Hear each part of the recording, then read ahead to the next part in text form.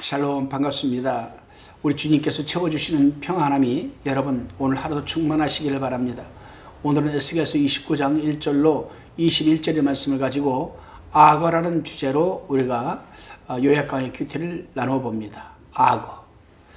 에스겔 선지자 이제 애굽에 대해서 하나님의 심판을 예언하기 시작합니다. 본장에서부터 32장까지 장편적으로 심판을 예언합니다. 특히 이 예언은 BC 858년에서 572년 사이에 여러분 실제적으로 일어났던 일입니다. 본문 1절로 7절까지를 우리가 한번 살펴봅니다. 자, 본문 1절에서 7절까지를 살펴보면 에스겔 선지자는 1절에서 제10년 10월 12일에 여호와의 말씀이 내게 임하여 가라사대 이렇게 얘기를 하고 있습니다. 이 역사적인 사실이 자기 마음의 생각으로 말하는 것이 아니라 하나님께서 주신 말씀임을 증거하면서 예언을 지금 말하고 있습니다. 제10년 10월 12일 이때는 유다민족이 바벨론으로 사로잡혀간 때로부터 계수한 연대를 말하는 겁니다. 즉 BC 507년 1월에 해당하는 날이죠. 에스겔 선지자는 본문에서 애굽을 악어에 비유하고 있습니다. 애굽을 악어에. 또 갈대 지팡이와 같다고 했는데 이는 애굽왕 바로의 여러분 이 교만함을 지금 말하고 있는 겁니다. 어떻게 보게 되면은 두로보다도 이 애굽왕이 더 교만했을지도 모릅니다. 제 개인적 판단에는. 그러나 에스겔은 오늘 두로를 먼저 심판을 하고 멸망을 예언하고 시돈을 예언한 다음에 바로 애굽왕 바로의 이 교만을 지금 또 다루고 있습니다. 그러면 애굽왕 바로의 교만죄가 무엇이냐? 3절에서 애굽왕 바로는 스스로 이르기를 이 강은 내 것이라 내가 나를 위하여 만들었다라고 하였습니다. 이것은 곧 애굽이라는 나라를 자신이 만들었다는 뜻과 같은 것이거든요. 여러분 어떻게 해서 여러분 한 일개의 왕이 그 자기네 나라의 강을 자기가 만들었다고 합니다. 나일강 아니겠습니까? 나일강. 모세에게 심판을 받았다. 나일강이 여러분 자기가 만든 겁니까? 하나님이 만들어주신 겁니까? 교만이죠. 그러나 성경 다니엘서 4장 17절에 보게 되면 다니엘이 이렇게 말합니다. 지극히 높으신 자가 인간 나라를 다스리시며 자기의 뜻대로 그것을 누구에게든지 주시며 이렇게 얘기를 하고 있거든요. 다니엘은. 애굽 나라를 하나님께서 주신 줄 깨닫지를 못하고 스스로 교만해진 것입니다.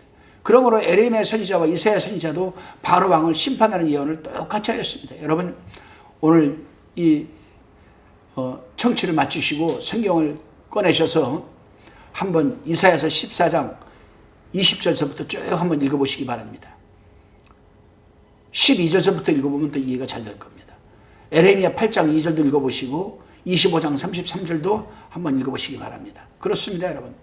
애굽은 역사적으로 언제나 선민의 적이었습니다. 적. 결국 그들은 갈대 지팡이에 불과하지만 이스라엘을 원조한다고 하다가 이 때문에 바벨론에게 패망을 하고 말았습니다.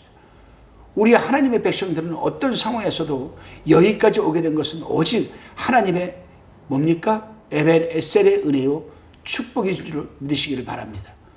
그래서 우리는 더욱 겸손히 하나님의 영광을 취한 삶을 살아내야 할 것입니다. 성경은 말합니다. 하나님이 가라사대 저가 나를 사랑한즉 내가 저를 사랑하리라. 저가 내 이름을 안즉 내가 저를 높이리라. 저가 내게 간구하리니 내가 응답하리라.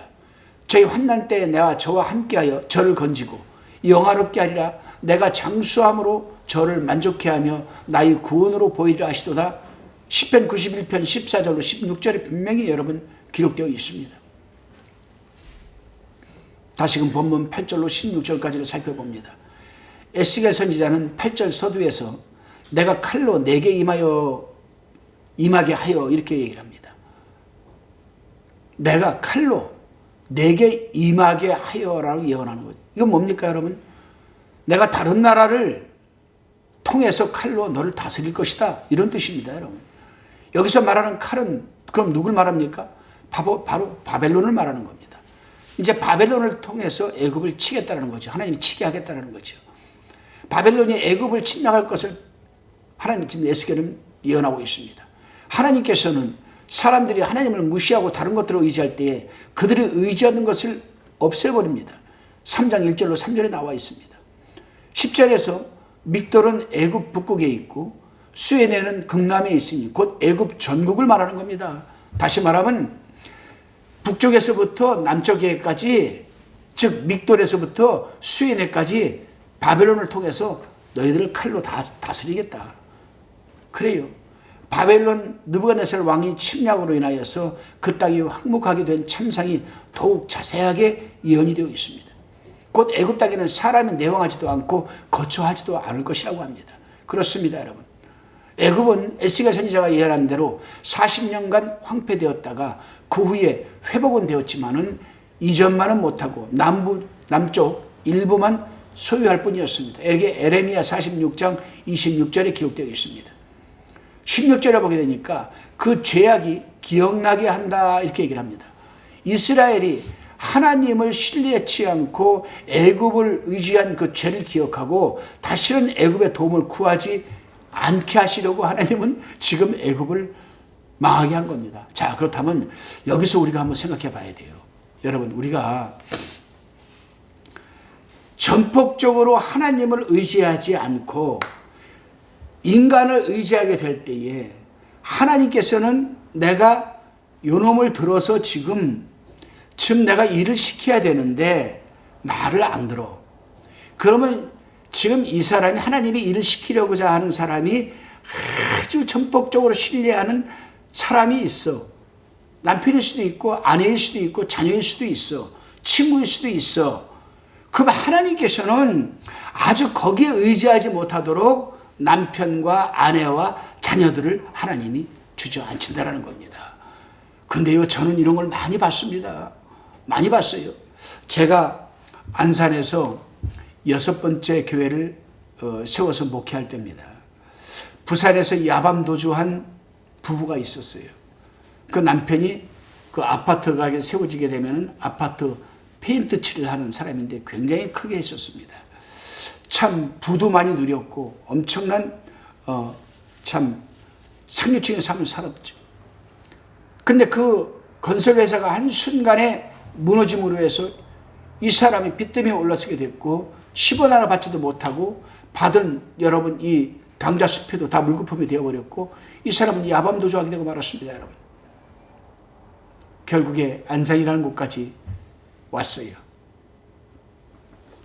배가 고프고 먹을 것이 없어서 서성이다가 그때가 겨울이었습니다. 우리 교회를 들어왔던 모양입니다. 우리 교회는 24시간 교회 문을 열어놨으니까 우리 교회 그 전도사님이 24시간 교회에서 생활하고 있었습니다. 신학교 다니면서. 그 불을 켜놨더니 들어온 모양입니다. 오늘 하룻밤만 재워주십시오. 목사님. 아니, 저는 목사님은 아니고 전도사님이신데요. 배가 고프십니까? 이리 오십시오 해서 전도사님이 식사를 대접했던 모양이에요. 여기는 잠이 잘 데가 없는데 혹시 제가 돈을 좀 드리면은 근처에 어디 같이 한 주무실 수 있습니까? 했더니 아닙니다. 그 여자가 그러더래요. 부인이. 우리 교회에서 자도 됩니다. 이 추운데 교회에서 어떻게? 참 괜찮습니다. 그럼 그렇게 하시라고.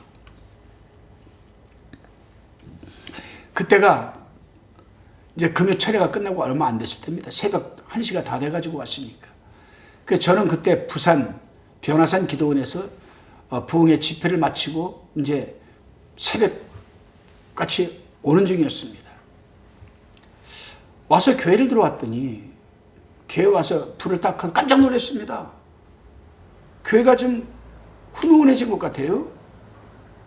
이렇게 보니까 이 강대상 앞에 이 새벽기도 나와서 강대상 앞에 기도하는 사람들 깔아주는 게 있는데 거기서 어떤 남녀가 둘이 손을 꼭 잡고 자고 있는 거예요.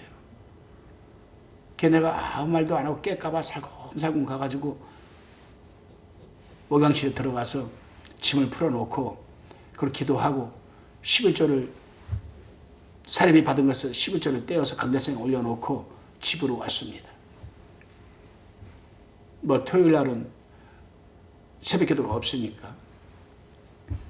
그래서 토요일날 오전에 좀 푹 자고 오후에 교회에 갔더니 전도사님이 그러는 거예요. 목사님, 어제 여차여차해서 이런 두 부부가 왔는데 어떡할지 몰라서 일단은 식사는 챙겨드렸고요.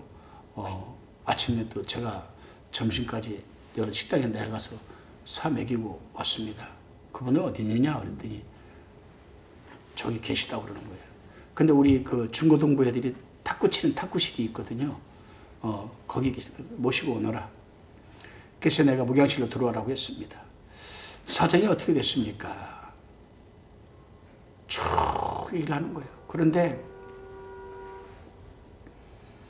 이 부인이 고등학교 3학년 때까지 그렇게 예수를 잘 믿고 대학교 2학년 때까지도 이 대학생 선교회에서 소속 간사로 일도 했고 믿음이 참 좋았답니다. 어머니도 교회 다니고 아버지도 교회 다니고 형제들이 다 교회를 다닌대요. 그러다가 대학교 2학년 때 3학년 때 자기 남편을 만난 겁니다. 그러니까 콩깍지가 씌인 거죠. 다시 말하면. 가지고 남편한테 푹 빠져가지고 대학도 졸업 안 하고 남편하고 야밤도주 한 거예요. 집 나와가지고. 그 동거를 시작한 겁니다.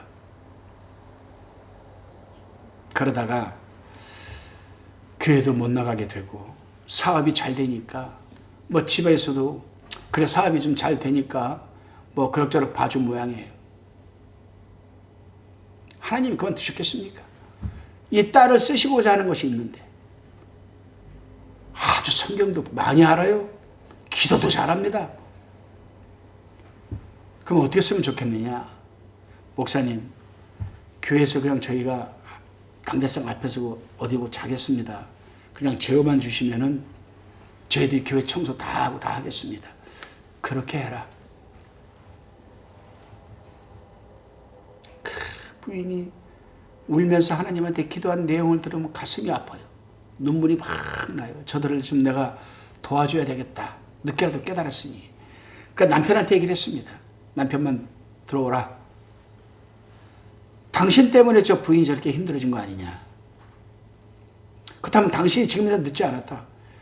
주님을 영접하자. 그래서 그날 내가 예수를 영접하게 했고 예수를 믿게 했고 한 달간을 새신자 처음 예수 믿는 사람들이 알아듣는 설교를 우리 성도들이 왜 목사님이 설교 말씀이 저렇게 다시 바뀌어졌지? 초등학생 듣는 것처럼 내가 상황 설명을 했습니다. 그런데요, 사람이 언제 어떻게 바뀔지 몰라요. 그 남편이요, 틈만 나면 성경을 읽고 기도하고 성경 읽고 기도하고 어느 날부터는 목사님 죄송스러운 말씀이지만 그때가 겨울이었습니다. 겨울 참 추웠을 때예요. 저를 작업복을 좀 한번 사줄 수 있겠습니까? 장화하고요. 그렇게 해라. 그래서 내가 10만 원을 줬습니다. 겨울이니까 추운 옷이니까 한 번씩 더 사입으라고. 그러니까 이 부부가 그 돈을 가지고 장화 2켤레 사고 뭐 옷을 2권 입고 이제 일하러 나가더라고요. 아침에. 어디 가서 일하는가 그랬더니 그 당시에 그 안산 지원 그 뒤에 법원 뒤에 세차장에 가서 일을 하더라고요. 아이고 보니까 그냥 다리에 동상이 걸려가지고요. 그래도 일을 악물고 일을 하더라고요. 남편만 의지하고 남편만 바라보고 그러다가 그 신앙 초등학교, 중학교, 고등학교, 대학교 2학년까지 갖고 있던 신앙을 한순간에 다 무너뜨린 거죠. 그걸 다시 쌓으려니 얼마나 힘들겠습니까, 여러분. 결국에 우리 교회에서 너무 잘 돼가지고 우리 교회 시무 장로님께서 그 세차장이 나중에 팔려고 전세를 내놓은 거를 인수인계 해가지고 일을 하게 해서 지금은 여러분 돈을 많이 벌어가지고 우리 안산교회 참 좋은 교회에 여러분 지금은 아마 장로 됐을 겁니다. 그래요, 여러분. 우리는 지금 바로 이 시돈이 두로를 바라봤다가 그렇게 멸망했잖아요. 두로가 그렇게 하다가 바벨론에게 멸망당했잖아요. 마찬가지입니다. 하나님께서는 여러분 명심해야 됩니다. 내가 하나님보다 더 사랑하는 것이 있고 하나님은 나에게 사명을 주셔서 내가 사명감을 가지고 있는데 내가 그 하나님의 사명을 감당 못하고 하나님보다 더 좋은 것에 내가 묶이게 되면 하나님께서 그 좋은 것을 패망케 한다는 사실을 잊지 마시길 바랍니다. 다시금 본문 17절로 21절의 말씀을 살펴봅니다. 제27년 정월 초 1일은 유대인들이 바벨론 포로로 포로되어 것 때부터 계산한 연대수입니다. 연대수. 바벨론 느부갓네살이 두로를 정복해 13년간 그것을 포위하고 전쟁 비용만 많이 축냈을 뿐 별로 소득이 없었습니다. 그러나 그가 애굽을 정복한 결과로서는 애굽을 여러분 취하게 되었다는 겁니다. 21절에 보게 되니까 그날에 내가 이스라엘 족속에게 한 뿔이 솟아나게 하고라고 합니다. 이스라엘 족속에게 한 뿔이 솟아나게 하겠다. 이 말씀은 유다 민족이 새로이 얻은 힘을 말하는 것으로서 사무엘상 2장에 기록되어 있습니다. 바로 스룹바벨과 에스라, 느헤미야 등을 통하여 이스라엘이 하나님 품으로 돌아와서 다시금 회복할 것을 지금 예언하는 겁니다. 그렇습니다, 여러분. 하나님의 백성들은 징계를 받는 것이 중요한 것이 아니죠. 깨닫고 회개하여서 하나님 품으로 돌아오는 것이 중요합니다. 그럴 때 그에게는 새로운 힘을 얻게 되고 회복이 되어지는 것. 이것을 지금 본문에서 에스겔은 한 뿔로 지금 묘사하고 있습니다. 그리고 우리 주변에는 스룹바벨과 에스라 그리고 느헤미야 같은 사람이 필요합니다. 왜냐하면 스룹바벨처럼 이들을 교회로 이끌고 인도할 사람이 필요하고 에스라처럼 여러분 제사장이 되어서 에스라처럼 이스라엘 백성들을 이끌고 다시금 하나님 앞에 가서 이들을 회개시키는 사역자가 중요하고 느헤미야처럼 총독이 되어서 허물어진 여러분 이 성전을 다시 이렇게 세워주는 역할을 하는 느헤미야가 같은 사람들이 우리에겐 필요합니다. 왜냐하면 이들을 통해서 이스라엘이 회복할 수 있는 큰 힘을 얻을 수 있었기 때문입니다. 여러분 주변에는 느헤미야 같은 사람이 있습니까? 에스라 같은 사람이 있습니까? 느헤미야 같은 사람이 있습니까? 여러분, 이 스룹바벨, 에스라, 느헤미야 이들은 우리가 신앙생활에 대해서 꼭 필요한 존재들 아니겠습니까? 그런데요, 이 세 사람이 다 동시다발적으로 우리에게 필요하죠. 이 세 사람이 동시에 우리에게 올 수가 있습니다. 그게 무엇인가? 바로 여러분 성경인 줄로 믿으시기를 바랍니다. 기도하시겠습니다.